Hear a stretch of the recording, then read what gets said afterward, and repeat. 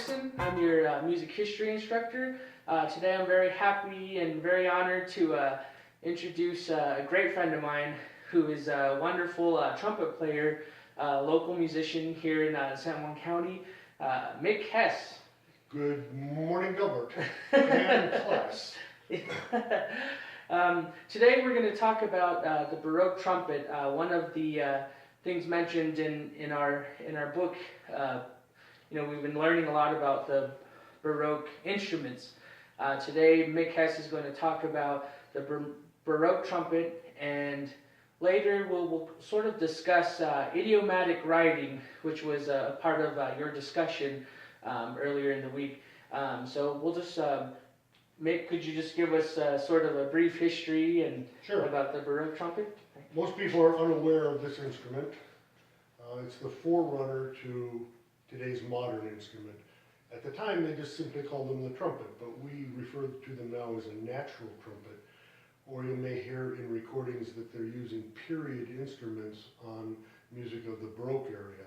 And that would be then played on an instrument like this, as well as the French horns that they had at that time.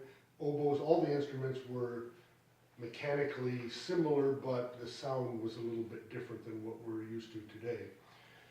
The thing about an instrument like this, as compared to a modern day trumpet, is it does not have any valves.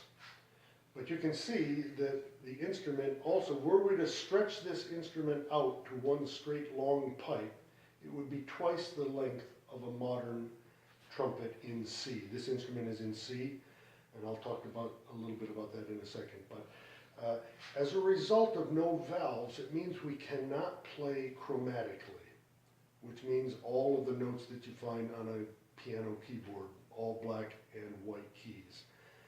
In a sense, we can say that we only play the white keys with this instrument. On this one, we can play all of the notes on a piano keyboard.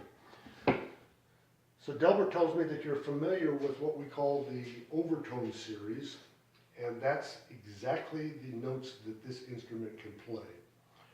So let me demonstrate for you.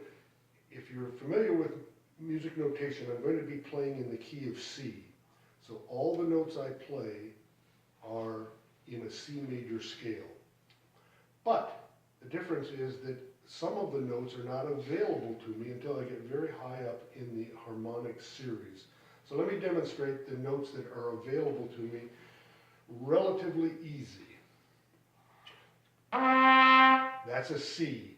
The next available pitch is an E, and the one after that is a G. I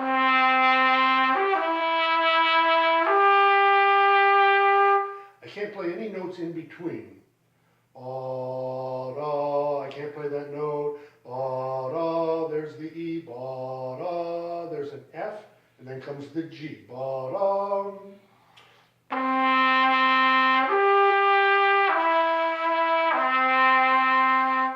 So when your book mentions idiomatic playing, composers of the time were very well aware of the limitations of these natural instruments. And so they could not write, well, they could write it, but it wouldn't be played, any of the notes that are unavailable on this instrument. So idiomatic means that the composers composed music that was specific to this instrument. And for example, today we play all kinds of music. The trumpet plays oboe music, the trumpet plays violin music.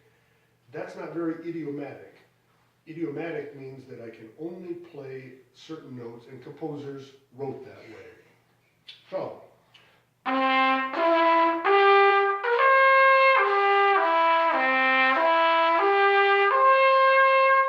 if you think back to the overtone series that you're supposed to be familiar with, from this point on, from that middle C, due to the nature of the harmonic series, I can now play what we call diatonically, which means I can actually play a scale from that point on up.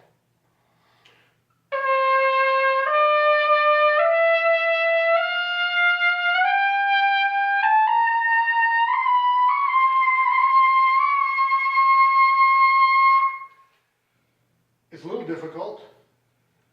it's very kind of scary when you're kind of playing up in that upper register for a lot of trumpet players, because it's difficult to separate the notes when they get that close together on this tube.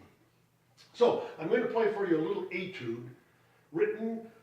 It comes from a method book for this particular instrument, written about 150 years ago. This is what they played. And so they had to have their own method books, just as they have method books for all the instruments today.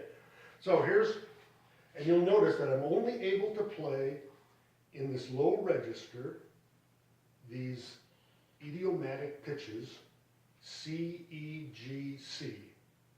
But you can actually make kind of a nice melody out of it. And if you think about a bugle that's used in the army, all the tunes, you know,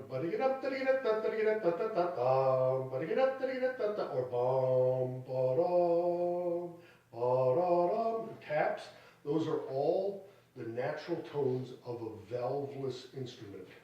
So here's a little etude.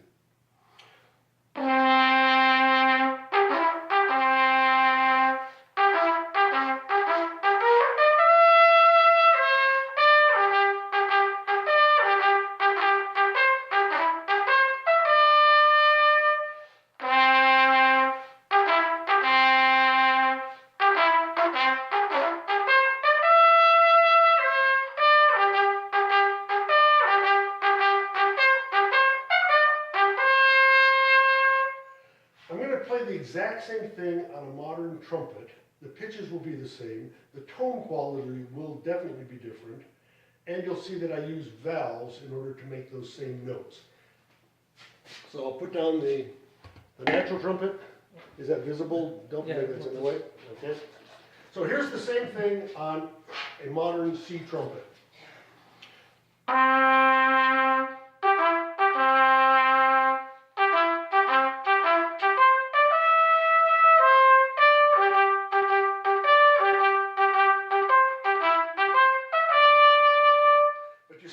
Probably that I was using valves. I cannot play this instrument, that music, without valves. Okay? That's the difference between a natural trumpet and a contemporary valved trumpet. Anything you'd like to ask me about, Delbert? Yes, so I know, because I tried playing this instrument and it is very difficult. And when we were talking, you mentioned something about the very early Baroque trumpets not having these modifications on the horn. Right. There's 3 holes on this Baroque trumpet here.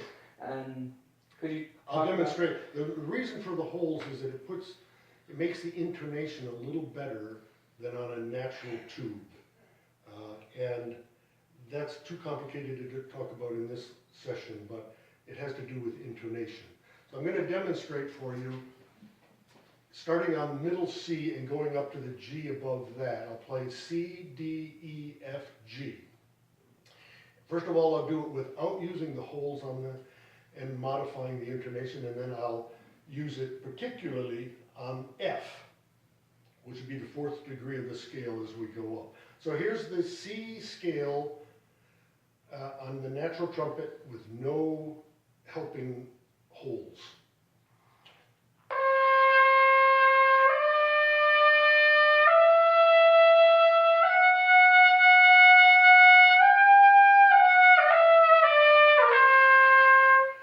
That note F that I played was almost an F sharp to our ears. It was almost a half step too high. It was certainly at least a quarter tone too high. So composers, for the most part, did not write that F sharp in a trumpet player's book. But now, by using one of the holes on my that are bored into the instrument, I can adjust that pitch, and I'll do it now with an adjusted F.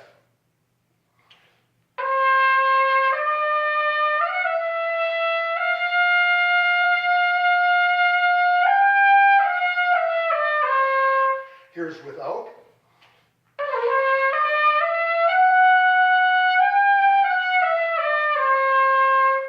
Now I'll play the F adjusted and then unadjusted so that you'll be able to hear how different those 2 pitches are.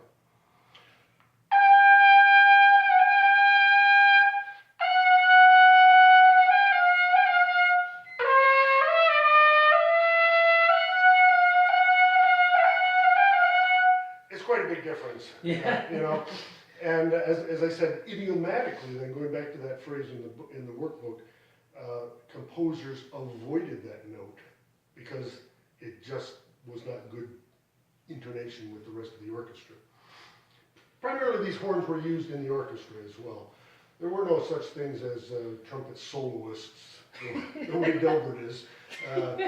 You know, that just didn't happen. It was almost always used in an orchestra or in some festival kind of setting where they might have 10 trumpets showing off and stuff, you know. Anything else? That's about it. That's all I have. Well, let me, go ahead. Oh, go ahead. One more thing, because this instrument now is in the key of C, and that's based on the length of the tubing, not all music was written in C. So if the composer wanted music in D, then we have to make the tube shorter. And that was done by changing this, which came out of the end of the trumpet here. Okay? And that's obviously, could you hold that for a second? Yeah. A certain length. If I wanted to play in the key of D, I would have to use a shorter pipe. That changes everything on the pitch of the instrument. I'll put this in here. If you can remember, we were da da da da da. That's a C. I can no longer play a C, but I can do everything in D.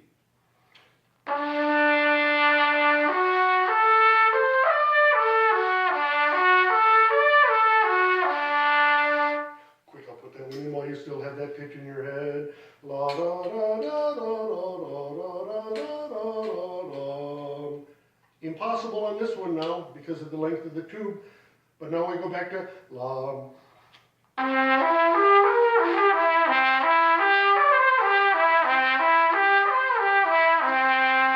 Now, it's impossible to quickly change those tubes. So usually what happened is the first movement of a classical or Baroque piece would be in one key.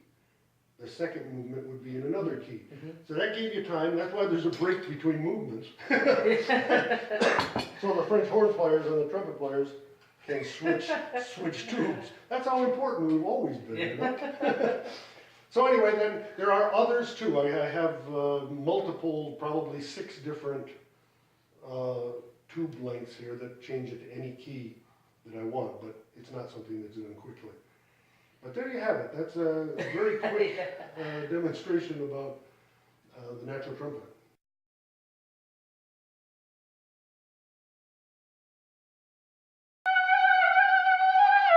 There's a trill. Do any of you have any questions? No? Okay, that's great. Thank you. Thank you. Thank you, Mick Hesse. You're welcome.